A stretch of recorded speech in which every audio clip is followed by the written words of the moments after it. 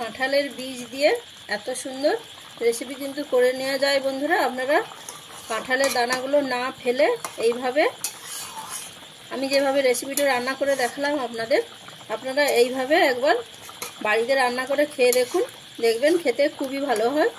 আর এটা একদম সম্পূর্ণ নিরামিষভাবে আমি রান্না করেছি। আপনারা চাইলে এখানে পেঁয়াজ আদা রসুন দিয়েও রান্না করে নিতে পারেন। নমস্কার বন্ধুরা, আপনারা দেখছেন মনের মতো রান্না। আমি আজকে আবারও একটা রেসিপি নিয়ে চলে এসেছি আপনাদের কাছে। আজকে আমাদের রেসিপি কাঁঠালের দানা দিয়ে একটা নতুন রেসিপি। তো বন্ধুরা, আমি এই রেসিপিটা কীভাবে বানিয়েছি আপনারা প্রথম থেকে শেষ পর্যন্ত ভিডিওটা স্কিপ না করে দেখতে থাকুন। এই রেসিপিটা দিয়ে কিন্তু ভাত, লুচি, রুটি, পরোটা সব কিছুর সাথে ভালোভাবে খাওয়া যায়। তাই বন্ধুরা চেষ্টা করবেন আপনারা একবার হলেও এই রেসিপিটা বানিয়ে নেবেন। এই রেসিপিটা করার জন্য আমি এখানে 300 গ্রাম কাঁঠালের বীজ নিয়ে নিয়েছি। প্রথমে এই বীজগুলোর এই উপরে সাদা অংশটাকে ছাড়িয়ে নিতে হবে। তার জন্য একটা ছুরির সাহায্যে এইভাবে খোসাটা ছাড়িয়ে নিতে হবে। এইভাবে খোসাগুলো আমি প্রত্যেকটা ছাড়িয়ে নিয়ে তারপরে আপনাদের দেখাচ্ছি। বীজের খোসাগুলোকে আমি সম্পূর্ণভাবে ভালো করে ছাড়িয়ে নিয়েছি। এবারে কাঁঠালের বীজগুলোকে আমি ছোট ছোট টুকরো করে কেটে নেব। ছুরির সাহায্যে এইভাবে ছোট ছোট টুকরো করে কেটে নেব।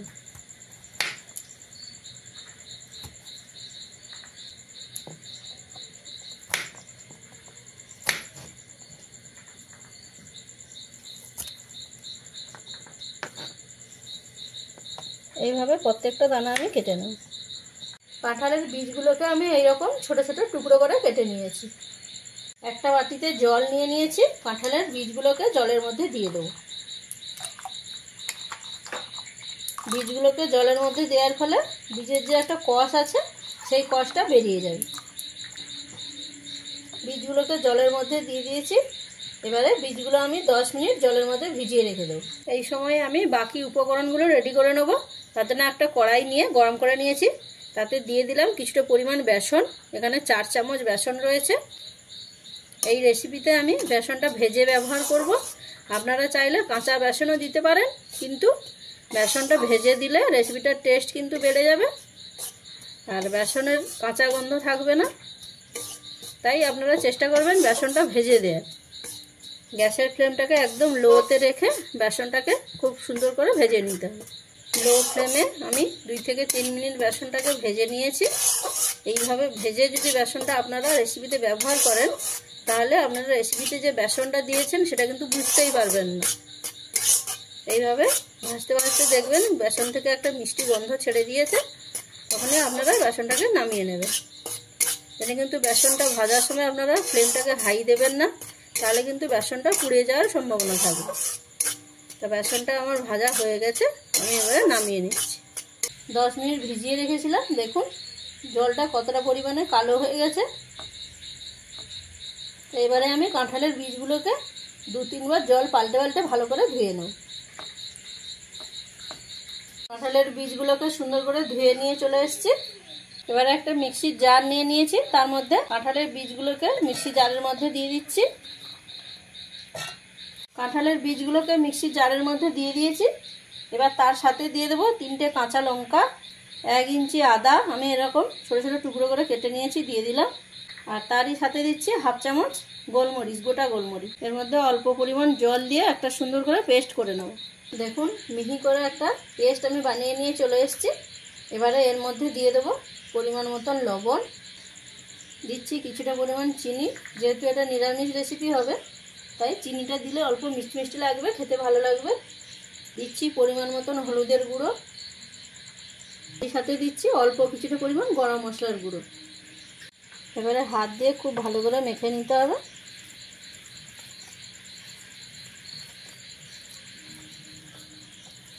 হাত দিয়ে খুব ভালো করে মেখে নিয়েছি।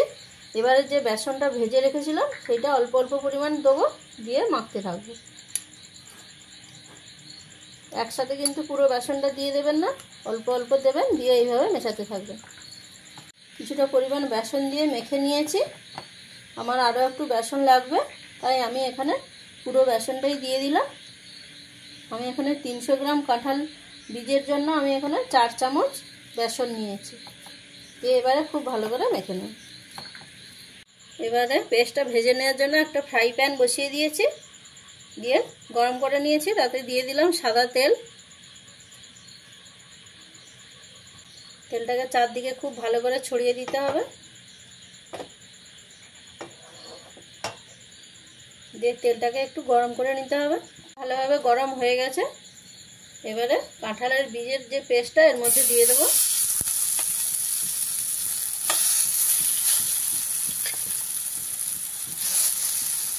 কাঁঠালের বীজের পেস্টটা দেওয়া হয়ে গেছে। এবারে পুরো প্যানের মধ্যে এইভাবে ছড়িয়ে দিতে হবে। এইভাবে সমানভাবে ভালো করে চারদিকে ছড়িয়ে দিতে হবে। এটা খুব বেশি মোটা করা যাবে না, আবার খুব বেশি পাতলা করাও যাবে না, মিডিয়ামভাবে শেপ দিতে হবে। এভাবে চারদিকে ভালো করে ছড়িয়ে দিয়েছি।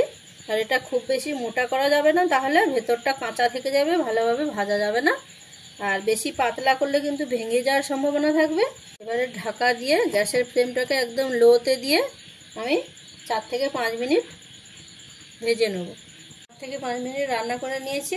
এবার ঢাকাটা খুলে দেবো। দেখুন একটা সাইড ভাজা হয়ে গেছে।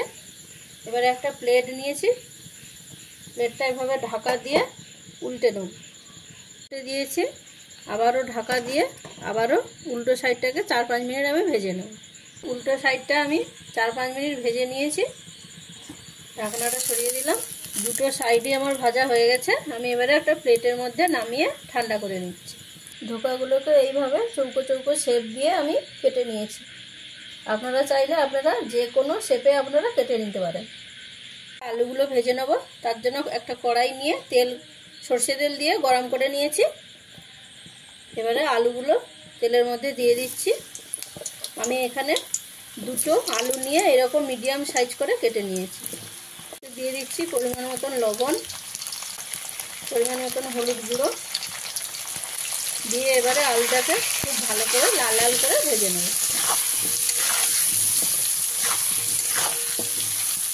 এবারে একটা মশলা বানিয়ে নেব। তার জন্য একটা মিক্সি জার নিয়ে নিয়েছি। তাতে দিয়ে দিলাম 1 চামচ গোটা জিরে, 1 চামচ গোটা ধনে, দিচ্ছি 1/2 চামচ মৌরি, 8 থেকে 10 পিস গোলমরিচ, 3টে শুকনো লঙ্কা। এই গোটা মশলাগুলোকে প্রথমে আমি জল ছাড়াই গুঁড়ো করে আনব। গোটা মশলাগুলোকে জল ছাড়া আমি গুঁড়ো করে নিয়ে চলে এসেছি। এবারে এর মধ্যে দিয়ে দেবো 15 থেকে 20 পিস ভাঙা কাজু, 1 ইঞ্চি আদা আর 1 পিস টমেটো। অল্প পরিমাণ জল দিয়ে দেবো। জলটা দিয়ে আমি এবারে একটা মিহি করে পেস্ট করে আনব। আলুগুলো লাল লাল করে ভাজা হয়ে গেছে। আমি এবারে আলুগুলোকে নামিয়ে নিচ্ছি। আলুগুলো নামিয়ে নিয়ে একটা প্লেটের মধ্যে রেখে দিচ্ছি।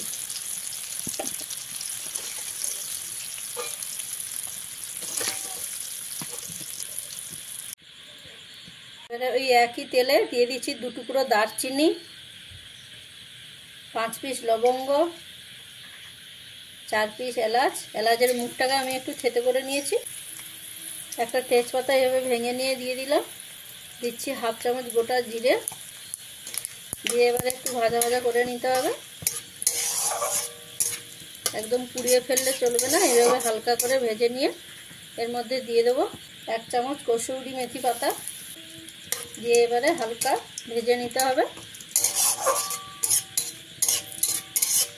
হালকা ভাজা ভাজা হয়ে গেলে এর মধ্যে এবারে দিয়ে দেবো মশলার পেস্ট,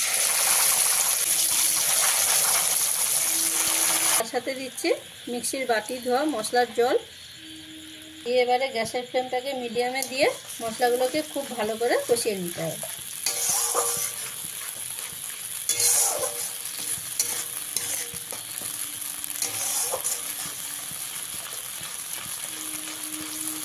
থেকে 3 মিনিট মশলাটাকে ভালো করে কষিয়ে নিয়েছি।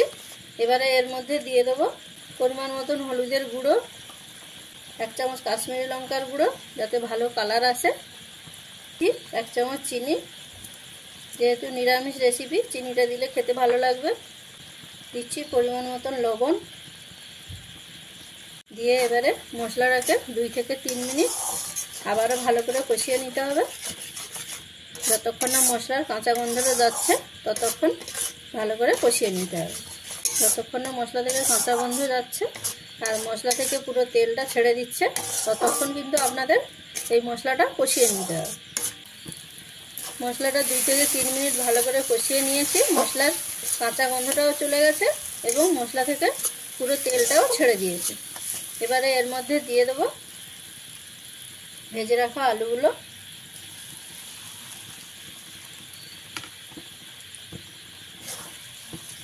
আলুগুলো দিয়ে মশলার সঙ্গে অল্প কিছু সময় মিশিয়ে নিতে হবে।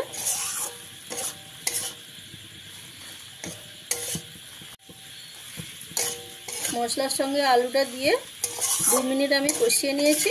এবারে এখানে পরিমাণ মতন জল দিয়ে দেব।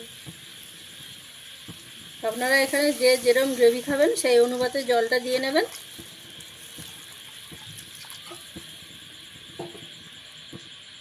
জলটা দিয়ে গ্যাসের ফ্লেমটা হাইতে দিয়ে দেবেন, দিয়ে 2 থেকে 3 মিনিট ফুটিয়ে নিতে হবে।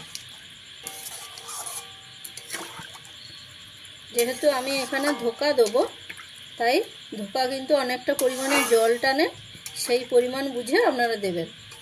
এই রেসিপিটা আবার কিন্তু খুব বেশি পাতলা ঝোল হয় না, গা মাখো মাখো হয়, তাই আপনারা সেই পরিমাণ বুঝে আপনারা ঝোলটা দিয়ে নেবেন।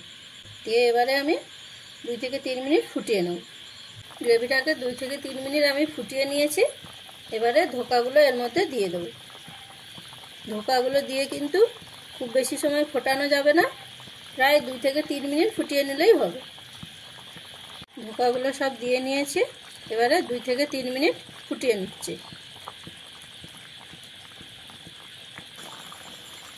কাঁঠালের বীজ দিয়ে এত সুন্দর রেসিপি কিন্তু করে নেওয়া যায় বন্ধুরা। আপনারা কাঁঠালের দানাগুলো না ফেলে এইভাবে আমি যেভাবে রেসিপিটা রান্না করে দেখালাম আপনারা এইভাবে একবার বাড়িতে রান্না করে খেয়ে দেখুন, দেখবেন খেতে খুবই ভালো হয়।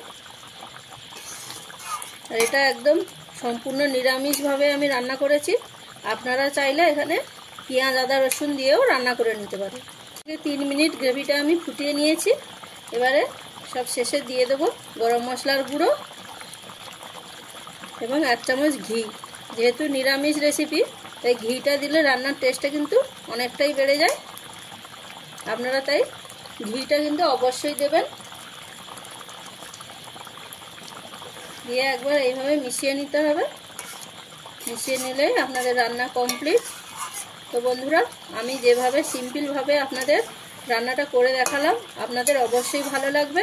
আর ভালো লাগলে চ্যানেলটিকে লাইক, শেয়ার এবং সাবস্ক্রাইব করবেন। আর রেসিপিটা কেমন লাগলো বন্ধুরা আমাকে কিন্তু কমেন্টের মাধ্যমে জানাতে ভুলবেন না।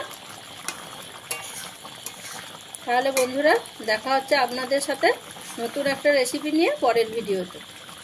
রান্নাটা আমার কমপ্লিট, আমি নামিয়ে নিচ্ছি।